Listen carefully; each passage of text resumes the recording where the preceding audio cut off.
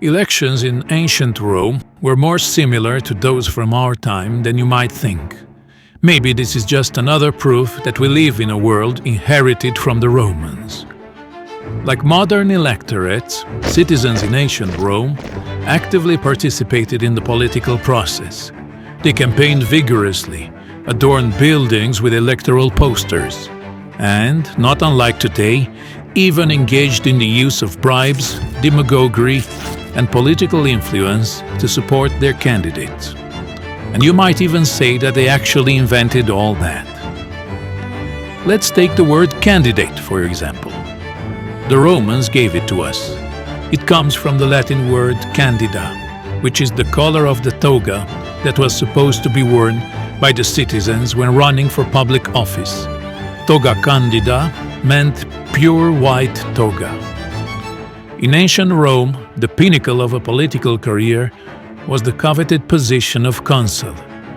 But this prestigious role wasn't easily attained. Aspiring politicians had to climb the well-defined ladder known as the Cursus Honorum, beginning with lower offices and serving a mandatory 10-year military service. This rigorous path ensured that only the most seasoned and dedicated individuals reached the top. But how did the voting actually work? The duration of the mandate for each major public office in Rome, with the exception of censors, was 1 year. This means that each year, elections were to be held for all the major magistracies. The consuls, along with praetors and quaestors, were elected by the Comitia Centuriata, or the Assembly of the Centuries. Originally, these centuries referred to units within the Roman army, each made up of 100 men, hence centuria from centum, meaning 100, and commanded by a centurion. The echoes of military discipline permeated this electoral process, reflecting Rome's deep-seated martial values. The people in the Comitia Centuriata were organized in classes based on a military partition. Equites, the cavalry, and pedites, the infantry. Each citizen was assigned to a century based on his wealth. This was determined through the census, which was the responsibility of the censor. He was also responsible for maintaining public morals, thus giving us yet another word, censorship. There were 193 centuries divided in 6 classes. The first class was made mostly from the patricians, and it was allotted 98 centuries. 18 for cavalry, and 80 for heavy infantry.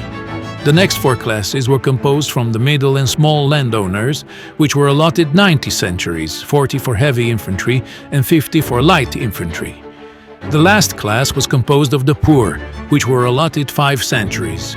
Each century was also divided based on age into seniores, citizens older than 46 years, and juniores, aged 45 and younger. The consul sets a date when the elections are to be held, and in that day the centuries gather for voting. Each century has 1 vote, meaning that the winner requires the vote of 97 centuries. However, not all centuries will vote simultaneously. In this unique electoral system, the voting process was staggered. Each century cost a single vote, with victory requiring the support of 97 centuries. A centuria prerogativa, chosen by lot from the first class, voted first, setting a precedent. Subsequent centuries voted in order, effectively allowing the wealthiest citizens to cast their votes before others. The voting in each century ends as soon as one candidate receives half of the total number of votes, this meaning that not all citizens will end up casting their votes. Similarly, if one candidate receives the votes of half of the centuries, the remaining centuries will no longer vote.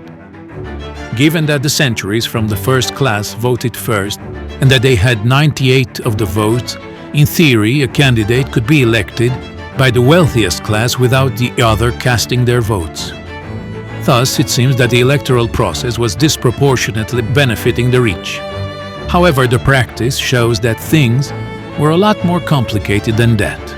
The sources repeatedly describe how the magistracies of the Republic were sought and won by providing feasts, entertainments, and often money for the urban plebs.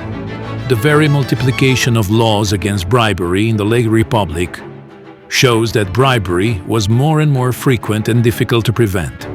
The rich didn't always agree on the candidate they support, and given that electoral bribery, together with various other forms of munificence aimed at securing electoral advantage, were widespread in the late Republic, it looks like most often the deciding vote came to the lower classes.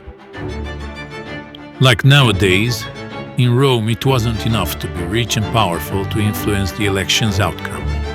You also need political skill and ability to convince the people to vote for you.